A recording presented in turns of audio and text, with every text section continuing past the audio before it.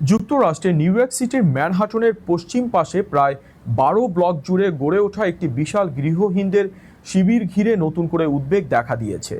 স্থানীয় বাসিন্দা, ব্যবসায়ী এবং পর্যটকদের অভিযোগ, তাঁবু, আবর্জনা এবং অপরাধমূলক কর্মকাণ্ডের কারণে এলাকাটির পরিস্থিতি দিন দিন আরও খারাপ হচ্ছে।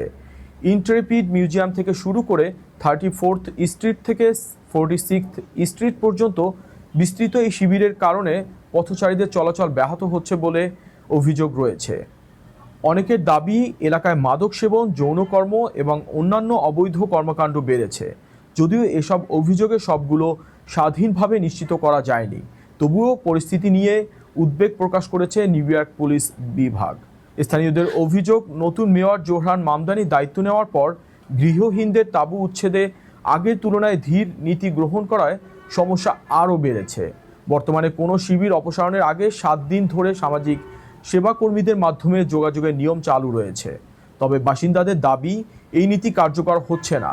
অন্যদিকে মেয়র মামদানি জানিয়েছেন শিবিরটি অপসারণ করা হবে, তবে নির্দিষ্ট সময়সীমা জানাননি। বিশেষজ্ঞদের মতে শুধু উচ্ছেদ নয়, স্থায়ী আবাসন, মানসিক স্বাস্থ্যসেবা এবং কর্মসংস্থানের সুযোগ বাড়ানোই গৃহহীন সংকটের দীর্ঘমেয়াদী সমাধান হতে পারে।